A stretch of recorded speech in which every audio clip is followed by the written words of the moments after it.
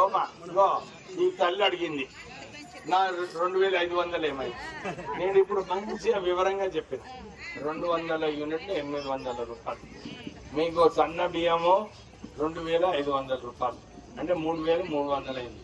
ఇప్పుడు ఆ మహిళ గురించి అవసరం లేదు.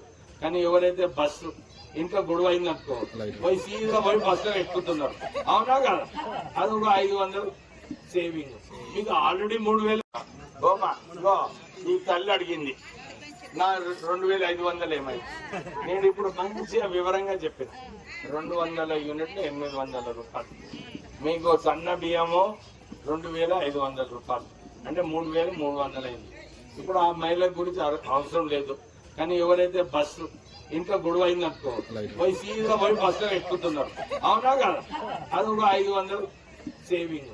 మీకు ఆల్రెడీ ఓమా ఇగో ఈ తల్లి అడిగింది నా 2500 ఏమైంది. నేను ఇప్పుడు మంచిగా వివరంగా చెప్పాను. 200 యూనిట్లు 800 రూపాయలు. మీకు సన్న బియ్యము 2500 రూపాయలు అంటే 3300 అయింది. ఇప్పుడు ఆ మహిళ గురించి అవసరం లేదు.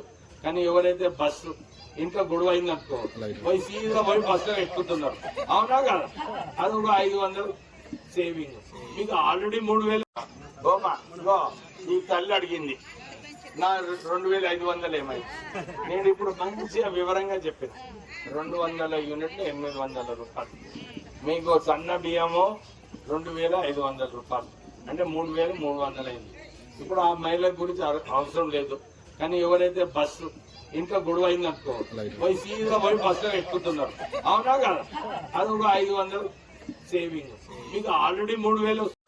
ఓమా ఇగో ఈ తల్లి అడిగింది నా 2500 ఏమైంది. నేను ఇప్పుడు మంచిగా వివరంగా చెప్పాను. 200 యూనిట్లు 800 రూపాయలు. మీకు సన్న బియ్యము 2500 రూపాయలు అంటే 3300 అయింది. ఇప్పుడు ఆ మహిళ గురించి అవసరం లేదు. కానీ ఎవరైతే బస్సు ఇంకా గొడవ అయిందనుకో పోయి సీదా పోయి బస్సులో ఎక్కుతున్నారు. అవునా కదా? అది ఒక 500 సేవింగ్. మీకు ఆల్రెడీ 3000.